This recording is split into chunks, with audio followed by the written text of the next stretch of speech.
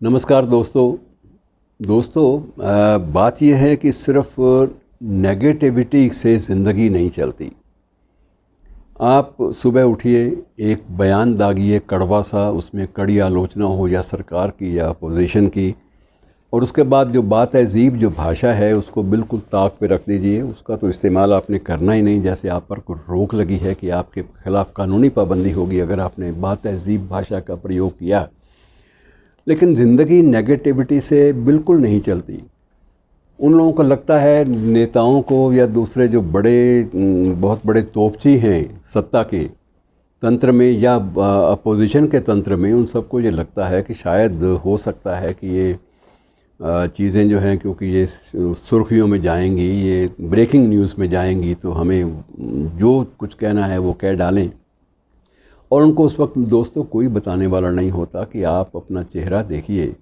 आप जब किसी भी गुफ्तगू में शामिल होते हैं, किसी भी कॉन्फ्रेंसिंग में शामिल होते हैं, तो उस वक्त आपके चेहरे पर कितनी मुर्दनी छाई होती है कि कई बार ये मन करता है कि बजाय इनको देखने के स्विच ऑफ कर दिया जाए या अगला प्रोग्राम जो है चैनल बदल दिया जाए। तो ये लेकिन इनको इस बात का एहसास दिलाने वाला कोई नहीं है, और ये सब कुछ अपना ये उसी तरह से दागते हैं जिस तरह से नेगेटिविटी में जीते हैं।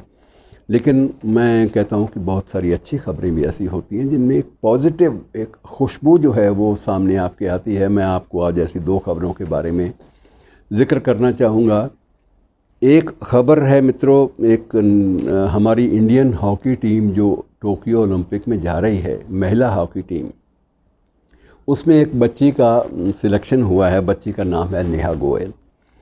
अब नेहा की जो माँ है, आप अंदाज़ा लगाइए, माँ का नाम है सावित्री देवी। मैं इसलिए उनका नाम का उल्लेख ज़रूर करना चाहूँगा कि ऐसी औरतों को बिल्कुल बाकायदा नमन करने को, सलाम करने को जी करता है, उनका एहतराम होना ही चाहिए। और सावित्री देवी की हालत ये है कि सावित्री देवी ने घर में कोई और कमाने वाला नहीं था, इसलिए उन्होंने 5 घरों का झाड़ू पोंछे का काम लिया हुआ था। और जब कोरोना डेज़ की शुरुआत में जब झाड़ू पोंछे का काम लोगों ने करवाना बंद किया कुछ वक्त के लिए, तो उस वक्त उसने फिर ईंटें ढोने का काम किया। जब ईंटें ढोने वाला भी कंस्ट्रक्शन जो है वर्क वो भी स्टॉप हो गया, तो उसके बाद उसने साइकिल जो टूटे हुए जिनकी तारें लोग तोड़ तोड़ के फेंक जाते हैं वो इकट्ठी करनी शुरू की, और फिर उन तारों को सीधा करके, साइकिल की टूटी हुई तारों को सीधा करके मेहनत मशक्क़त से वो एक जो साइकिल रिपेयर वाले हैं उनको दे आई। और इस तरह से उसका रोज़गार, थोड़ा सा रोटी पानी का जुगाड़ उसने कर लिया। और साथ में उसको ये भी थी कि मेरी बेटी का जो पढ़ने लिखने का सिलसिला है वो भी ठप ना हो, और इसी सिलसिले को लेकर वो इतनी मेहनत मशक्क़त करती रही। और उसका जो घर था, घर बिल्कुल एक कमरे का है, और आप अंदाज़ा लगा नहीं सकते कि एक कमरे में एक ग्रिल लगी हुई है, और ग्रिल से उसकी बेटी जो है बाहर स्टेडियम की ओर झांक रही है। और जब भी कोई खिलाड़ी, महिला खिलाड़ी, लड़कियां जो खेलने वाली हैं, वो कोई स्टिक गलत पकड़ती हैं, तो वहाँ चीख चीख कर वो रोकती है कि ये स्टिक ऐसे पकड़ो, ऐसे पकड़ो। और वो जोश जोश में कई बार तालियां बजाती है, कई बार नाचती है, कई बार रोकती है, बहुत कुछ करती है, लेकिन वो बेबस है, वो बाहर नहीं निकल सकती। कोरोना डेज़ का भी हुआ है और वैसे भी उसके लिए बड़ा मुश्किल है। लेकिन जो कोच है उसकी नज़र पड़ती है उस पर, और वो कोच देखती है कि ये लड़की जो इतना ज़्यादा वो बता रही है सारा कुछ, इस पे ज़रूर जान है, एक पागल दीवानापन है इसमें। और वो उसको अपनी जो खिलाड़ी हैं, जो ट्रायल वाले, उनमें शामिल करने का न्योता दे देती है, और उसकी माँ को भी कहती है कि तुम्हें कुछ गुजारा है कि यहाँ से भी मिल जाएगा, सिलेक्शन बात की बात है। और नेहा ने इतनी मशक्क़त दिखाई, इतनी ज़्यादा उसने कि उसने 1 साल और 6 महीने के भीतर बहुत सारे जो आसपास के मैच थे छोटे मोटे वो जीत लिए, नेशनल में भी खेल आई। और उसके बाद जब टोक्यो ओलंपिक की टीम का चयन हुआ, तो उस वक्त उसका नाम भी उसमें शामिल हो गया। वो पहली बार उस ख़ानदान की, उस झाड़ू पोंछा लगाने वाली औरत की बेटी, अपनी माँ की मेहनत और मशक्क़त के सिर पर वो आज टोक्यो ओलंपिक की तैयारी में है, टोक्यो ओलंपिक में जा रही है। और इस तरह से मित्रों, अच्छी खबरें ये हैं जो इन नेताओं के लिए बहुत बड़ा सबक हैं, बड़े लोगों के लिए भी, बड़े तनकीदकारों के लिए, बड़े आलोचकों के लिए, बहुत जो एंकर पर्सन्स हैं उनके लिए भी। लेकिन इनका ज़िक्र कहीं नहीं आपको मिलेगा ऐसा ही एक ज़िक्र है, एक हमारा क्रिकेट का एक यंग खिलाड़ी है जो इन दिनों में नेशनल टीम में चुना गया है। नाम है चेतन सकारिया। अब चेतन सकारिया की ये है कि अब उसको क्रिकेट का शौक़ है। पहले वो अपना जैसे बच्चे खेलते हैं अपनी वो स्टिक के साथ और गेंद फेंकने के साथ, तो वो अपनी ट्रायल बेचारा अपने मैदान में, आम मैदान में करता है, अकेला लगा रहता है। उसका बाप देखता है कि इसको शौक़ है और वो बाप से फरमाइश करता है कि मुझे क्रिकेट का बैट तो ले दो, और बाप उसको क्रिकेट का बैट लेके देता है। लेकिन बाप जिस्मानी रूप से, शारीरिक रूप से वो अपंग है, लेकिन उसके बावजूद वो एक किराए का टेम्पो चलाता है, इसलिए कि बेटे के शौक़ तो ज़रूर पूरे करने हैं, देखा जाएगा जो होगा। और उसकी माँ जो है वो भी मज़दूरी करती है, इसलिए वो सिर्फ़ एक भट्टे पे काम करती है, इसलिए कि कम से कम वो अपने बच्चों की जो मिनिमम ज़रूरत है, उनका शौक़ है, उसको पूरा कर सके। और चेतन सकारिया के माँ और बाप की मशक्क़त तो हुई, लेकिन कोरोना ने उसके बाप को भी ले लिया, और उसके बाद ये भी संकट हो गया कि अब ब्रेड अर्नर, जो रोटी कमाने वाला बंदा है, वो भी नहीं बचा, तो क्या किया जाए। और इन हालात में चेतन सकारिया जो है, उसकी माँ ने उसे खेलने से नहीं रोका कि जी बेटा जो भी हो तो अपना शौक़ पूरा कर, मैं इस तरह से नहीं मरना चाहती कि तेरा शौक़ जो है वो हम लोगों के नसीब की वजह से रुक गया।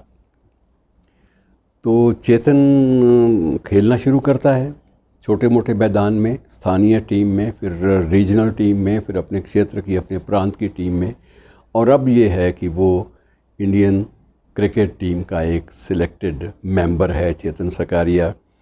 अब आगे उसका फ्यूचर क्या है इस बारे में कुछ नहीं कहा जा सकता, लेकिन मैं दो बंदों का इसमें उल्लेख करना चाहूँगा, सुमित्रा देवी का, और दूसरी जो वर्षा बेन गुजराती शब्द है, जिसका बेटा है चेतन सकारिया। तो वर्षा बेन और सावित्री देवी, दोनों का आप देखिए कि कितना बड़ा एक त्याग है अपनी औलाद के लिए। और मैं ये मानता हूँ कि ये असली राष्ट्र नायक या राष्ट्र नायिकाएँ ये हैं। राष्ट्र नायक इस तरह से नहीं बनते जब आप एहतराम भी ना कर सकें, तो ये सारी की सारी चीज़ें जो है हमारे सामने आती हैं। तो ऐसी आप जो ख़ासियत भरी, जो एक सुकून देने वाली जो ख़बरें हैं, इनका कहीं भी उल्लेख नहीं होगा, ना सावित्री बहन का, सुमित्रा बहन भी उसके दो नाम चलते हैं, ना वर्षा बेन का। और दोनों का नाम वो शायद मीडिया को कोई भी टीआरपी देने में सफल ना हो, इसलिए उनका ज़िक्र भी नहीं होता। लेकिन बेहतर ये है कि मीडिया को चाहिए कि वर्कशॉप्स लगाए। एक वर्कशॉप उन नेताओं के लिए जिनके कारिंदे एडवांस में ही ऑबिचुरीज, श्रद्धांजलियाँ, शोक प्रस्ताव और सब कुछ के ड्राफ्ट बना के उनको सौंप देते हैं कि जब कभी ज़रूरत पड़ो ये इस्तेमाल कर लीजिए। ये एक बड़ी इनसेंसिटिव सी कवायद है जिसको करवाया जाता है, और ये इसके साथ साथ एडवांस में वो ये भी दे देते हैं कि फ़लाँ बयान अगर आए तो आपने ये बयान दागना है, और फ़लाँ बयान इस किस्म का आए तो आपने ये बयान दागना है। यानी आने वाले बयानों के जवाब जो हैं वो भी एडवांस में तय कर देना, ये उनके मैनेजर तय करते हैं। उनको सिर्फ एक प्रारूप पकड़ा दिया जाता है कि आप जब भी ज़रूरत पड़े इसका इस्तेमाल कर लें।